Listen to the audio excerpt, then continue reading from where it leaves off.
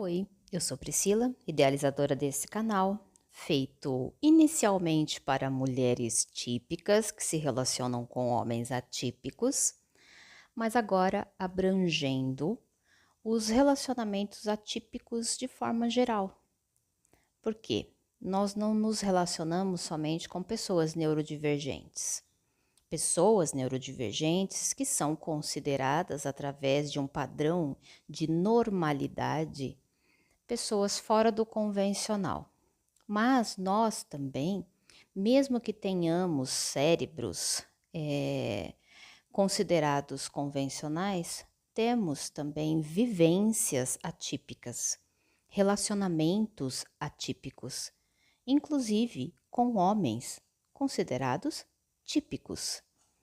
Então, abrangendo, né, a maior parte dos relacionamentos e suas diversidades, comecei a adentrar o mundo da sexualidade, que é também um espectro gigantesco, indiferente de ter a neurodiversidade envolvida, mas também a própria experiência, vivência de cada um. E o quanto que o entendimento da sexualidade, enquanto uma dimensão muito importante dos seres humanos, pode proporcionar saúde, mas também pode proporcionar problemas e sofrimentos. E quando eu falo sexualidade, não significa ato sexual ativo ou ritmo ativo. Então, a sexualidade, ela não está ligada somente ao ato sexual, principalmente à penetração. Ela abrange concepção de prazer, ela abrange como nós elaboramos o que sentimos, aquilo que o nosso corpo pode proporcionar ou não, né? As nossas potências e os nossos limites, e também aquilo que esperamos, as expectativas que colocamos nos outros. Porque existem expectativas que são diferentes, como por exemplo a assexualidade, que é vista e entendida de uma forma superficial, e eu até entendo o porquê, né, já que é um assunto muito novo, como a falta de interesse sexual. E não é assim. Na realidade, existem nuances dentro da assexualidade. E isso, inclusive, eu vou abordar em um outro podcast, porque é muito importante e influencia. Então, pessoas que não têm um ato sexual, né, uma troca de, de intimidade considerada convencional, ainda assim tem sexualidade. E a gente precisa incluí-las nisso. Mas o ponto de hoje é: antes de se falar em qualquer ato sexual, seja ele um movimento ou não, antes de se falar de fantasias, fetiches ou até mesmo as parofilias, né, como é conhecido dentro da comunidade médica, psiquiátrica, nós precisamos falar de algo muito mais importante, que é o consentimento. O consentimento está sendo abordado, sim, né, por vários níveis de conhecimento, profissionais, por vários ramos, mas aqui, né, um canal feito para informação das mulheres especificamente, a gente precisa aprofundar esse tema, né? Porque nós não termos informações claras suficientes sobre o que é consentimento é exatamente o, uma arma usada contra nós mulheres. Como nós não sabemos o que é consentimento na prática, nós não utilizamos isso a nosso favor. É o contrário. Justamente por não ter informações suficientes, por não ser claro o suficiente, o que é consentimento é usado contra nós, né? Então a gente pode ver que, gente, eu fiquei chocada e eu não sei como vocês ficarão, mas um crime, né? Até 2021, um crime passional era aquele crime em que a pessoa envolvida por suas emoções, não estou dizendo nem que a pessoa estava sob efeito de drogas e álcool, não, pela própria emoção, né? Então, por exemplo, uma pessoa que descobriu uma traição e comete um crime, né? Apagando, né, uma das pessoas daquele cenário. Ela poderia ser defendida com a hipótese de que ela estava abalada emocionalmente. A isso chamava-se de crime passional. Essa defesa poderia reduzir a pena da pessoa. Há um tempo atrás, e não muito tempo atrás, a pessoa poderia nem ser culpabilizada. Ela poderia ser inocentada, porque havia um motivo. Alguém despertou nela uma emoção tão forte que ela cometeu um crime. Olha o absurdo da não responsabilização por aquilo que acontece dentro da gente.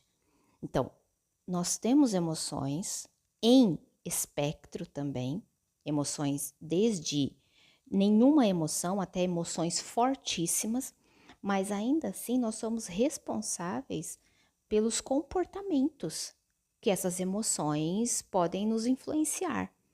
Então, não tem como a gente se apoiar na desculpa de que uma emoção forte nos levou a cometer um determinado ato, porque sempre haverá consequências e isso vai se escalonando ao ponto de usar essa premissa no direito para defender, imagina quem? Homens. Então, homens que descobriam traições, que é um exemplo, usavam como defesa que, como ele foi injustiçado, ele se sentiu humilhado, ele tinha o direito de tirar a vida de alguém.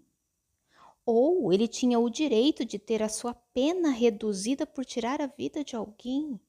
Olha o absurdo. E esse entendimento dentro da lei prevaleceu até o ano de 2021. Gente, nós estamos em 2025. Entende o quanto que é importante a clareza dos conceitos, o quanto que é importante a gente criticar, né, algumas posturas que são vistas como normais. Então vamos lá.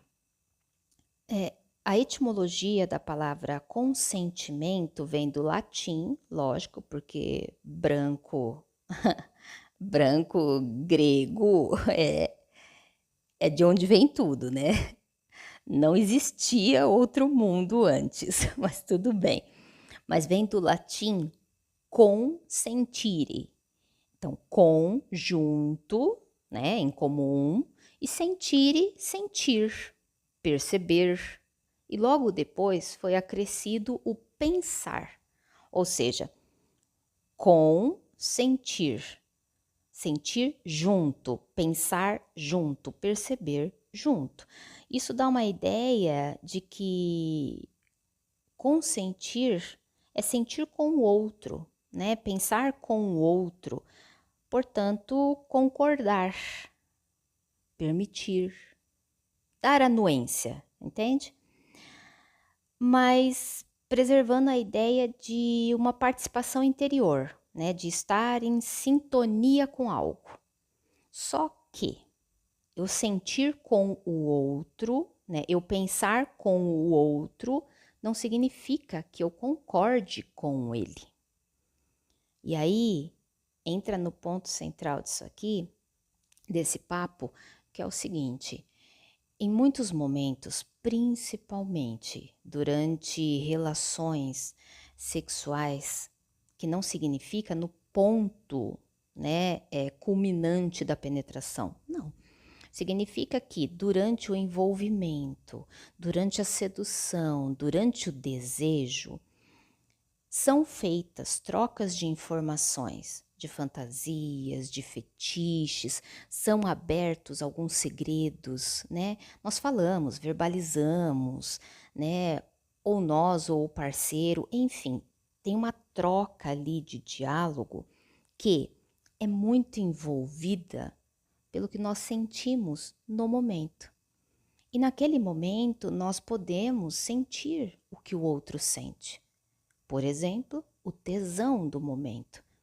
Os dois, ou quantas pessoas estiverem ali envolvidas, podem estar no fluxo do tesão, né? Indiferente de ter uma ligação física, né? Quantas pessoas hoje em dia, principalmente hoje em dia, têm relações através da internet, dos seus celulares, né? Vem mudando a forma como a gente se conecta e também a forma como a gente sente tesão. O que é que desperta o prazer na gente. E nestes momentos, indiferente da forma como a gente é cutucado, como a gente fica excitado, dentro do nosso corpo existe uma modificação química. Então, nós passamos a sentir um prazer, caso nós estejamos confortáveis naquele momento, né? Então, a gente está numa troca com uma outra pessoa e até aqui o consentimento está sendo aplicado. Por quê? Se eu estou trocando com outra pessoa, essa pessoa continua aprofundando, eu continuo deixando que esse assunto ou que essa atividade, essa atitude esteja se aprofundando, eu estou de acordo. E muitas vezes a gente até alimenta também, né? Então tem ali um fluxo que está de acordo, está consentido, ambos estão sentindo. Neste momento são compartilhados alguns segredos e inclusive pedidos. Muitas vezes os fetiches, as fantasias, elas são trocadas neste momento, onde ambos os corpos estão envolvidos em uma química de entrega, em uma química de prazer, na química de hormônios como a ocitocina, por exemplo, que é um hormônio do apego, da entrega, pode ser uma adrenalina, né, que também é um hormônio de motivação, de entusiasmo, né, do lutar ou fugir, além de serotonina, por exemplo, né, que dispara uma sensação de prazer no corpo, de êxtase. Durante estes envolvimentos, a gente troca, né? Verbalmente, eu queria fazer isso, eu queria fazer aquilo, eu quero isso, eu quero aquilo. E o parceiro ou parceira podem também entrar na onda ou isso acontecer ao mesmo tempo. E neste momento, a química do nosso corpo, ela está suscetível a imaginar aquilo que é dito, que é falado, como algo que está acontecendo ali naquele momento. É muito mais, é muito mais plausível que aconteça, né, de a gente imaginar com mais detalhes qualquer cena quando o nosso corpo está envolvido nestas químicas. A gente imagina e sente junto, olha como é forte isso. Então, nestes momentos, né, que está acontecendo essa conexão com toda essa química envolvida, neste momento, se houver uma troca, né, de fantasias, de fetiche, aonde exija da outra pessoa ou das pessoas envolvidas aceitação, consentimento, é necessário a gente ficar atenta ao seguinte: existe uma grande possibilidade de uma ou ambas as pessoas aceitarem algo justamente porque já estão sentindo prazer, né? Então, vou dar exemplos do básico ao máximo, tá? Então, tá ali rolando aquela química entre as pessoas envolvidas e alguém lança a ideia, né? E se eu te amarrasse? Ali no prazer do momento, no envolvimento, a pessoa está segura para dizer que sim. Por quê? A mente ela vai fazer uma ligação de que se está bom, aquilo que está sendo oferecido ou proposto também é bom. Ela não vai parar com toda a química que está circulando pelo corpo através da rede sanguínea. Ela não vai parar tudo e vai falar: opa, será que eu vou gostar de ser amarrada? Não tem esse time. Não. Então pode ser que ali na hora dessa troca, a pessoa ou as pessoas digam: isso, vamos, quero, me amarra, né? Mesmo que não aconteça ali naquele momento, que seja para acontecer posteriormente, mas pode ser que ali na hora, justamente pelo clima de prazer, uma confirmação seja feita e essa confirmação pareça realmente um consentimento, porque estamos sentindo juntos, estamos pensando juntos, estamos fantasiando juntos. No entanto, é só quando é realmente realizado que a gente sabe como é a sensação no corpo.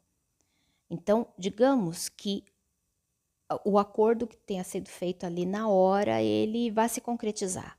Ah, tá bom, então eu vou te amarrar. Aí a pessoa pega lá uma corda, alguma outra coisa e amarra. E naquele momento, quem está sendo imobilizado, amarrado, gosta da sensação, curte a sensação. O que acontece com a química do corpo? Ela aumenta, ela usufrui daquele momento. E aí existe uma confirmação. Era isso mesmo que a gente queria sentir. E aí o prazer continua rolando, ele pode aumentar, ele pode estabilizar, e ele tá legal, ele tá consentido. Então, o consentimento, o acordo, o de acordo das partes gerou uma satisfação. Deu tudo ok, certo? Mas vamos para o outro extremo. Digamos que ali na hora tá rolando tudo bem, então vou te amarrar. Tá, eu quero. Amarrou. A pessoa talvez não se sinta confortável. Ao se sentir presa, de repente tem um gatilho, mas precisou o corpo sentir. Ó, a hora que eu fui amarrada ou eu fui amarrado, eu senti desconforto. Na verdade, aquela ocitocina, aquela adrenalina, aquela serotonina, ela começa a circular diferente, porque uma nova química começa a circular, né? De repente, uma química de medo, né? Uma química de medo de perder o controle, de medo de se entregar, uma química que tem a ver com lembranças, inclusive, né? Isso pode acontecer.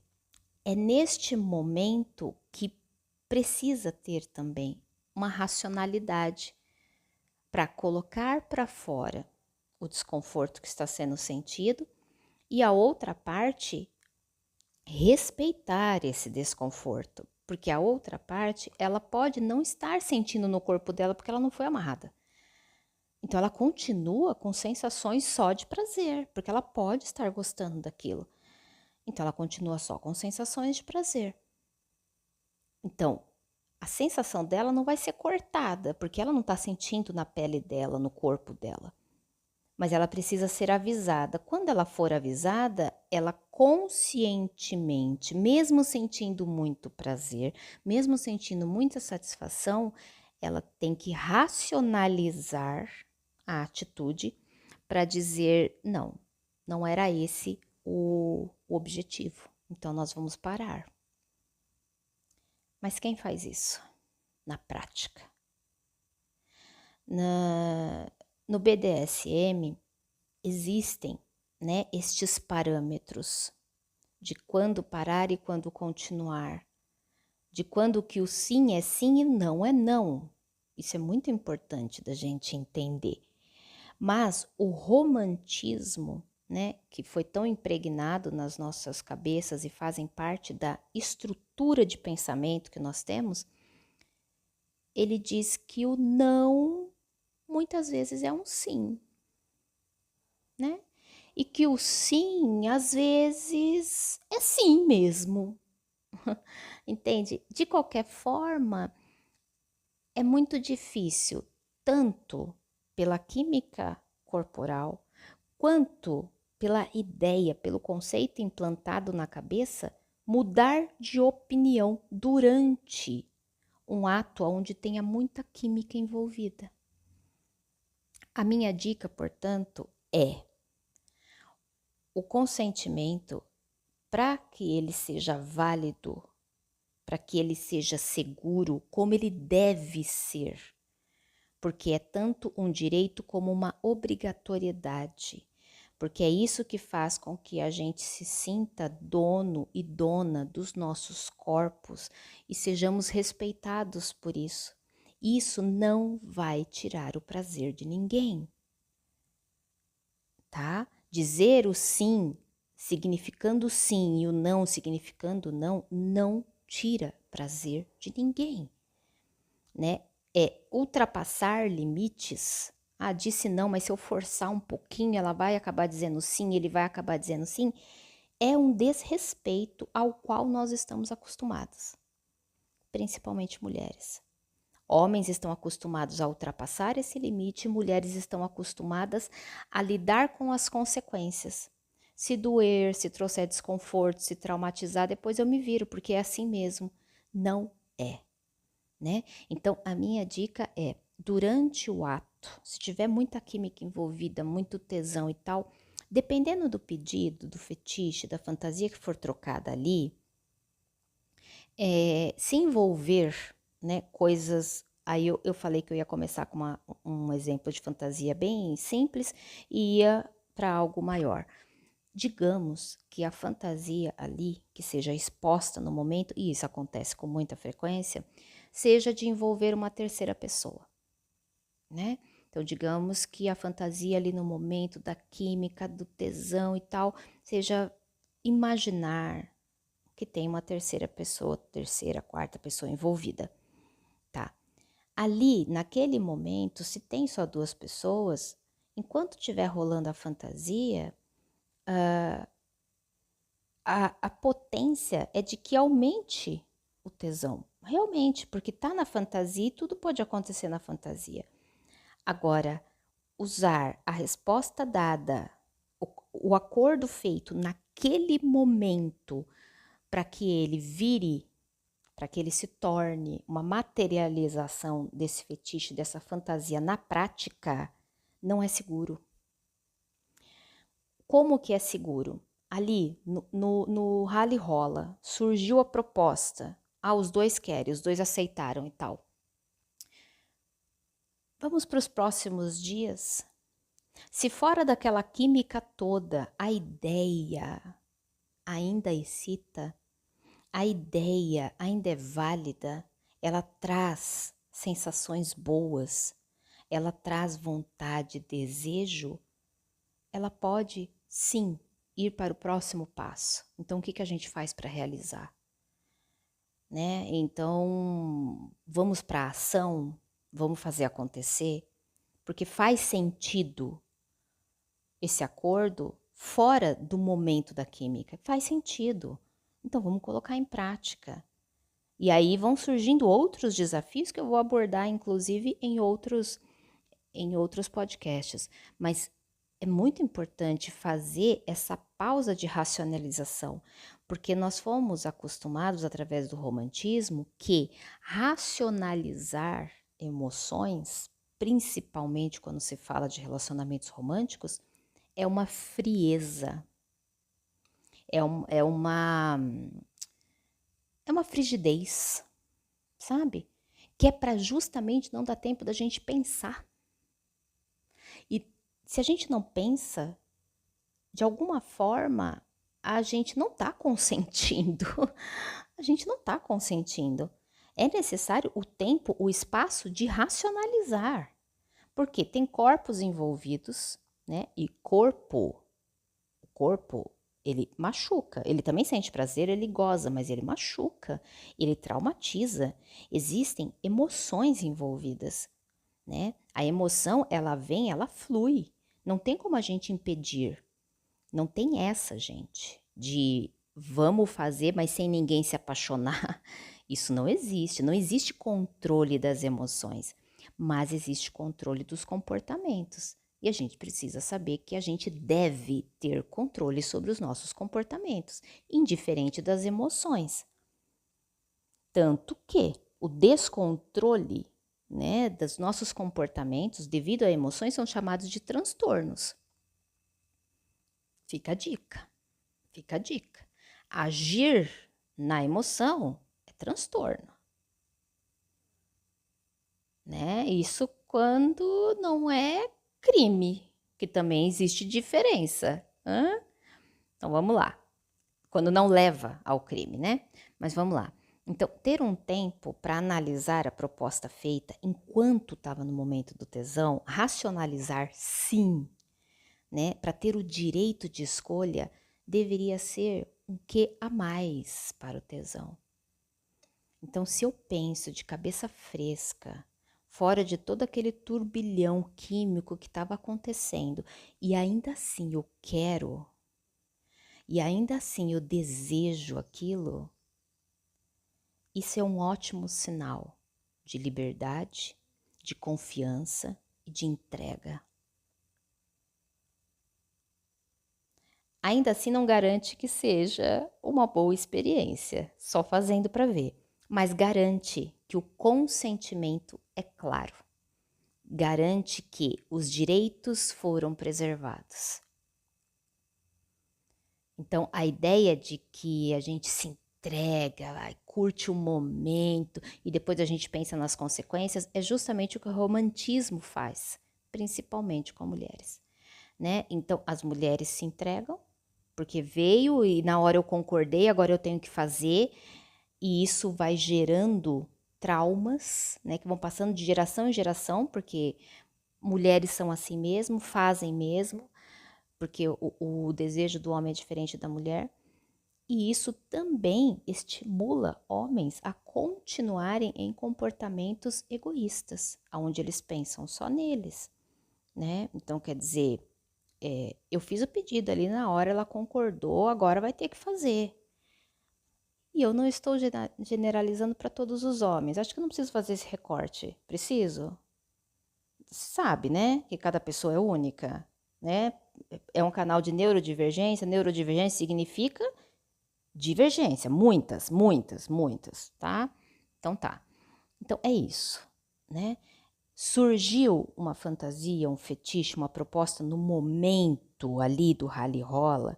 Não esquece que a sua química tá lá em cima.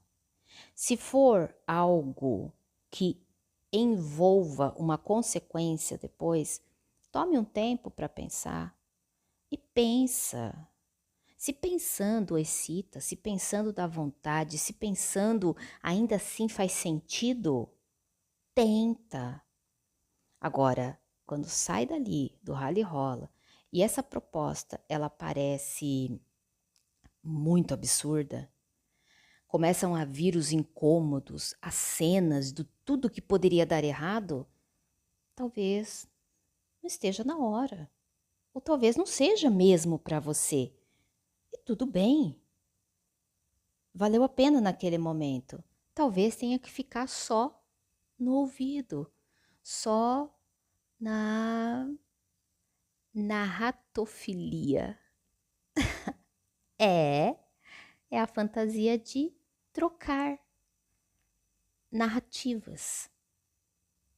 Mas isso eu também vou abordar num outro tópico. Espero que tenha ficado claro. Deixa aqui seu comentário. Até a próxima.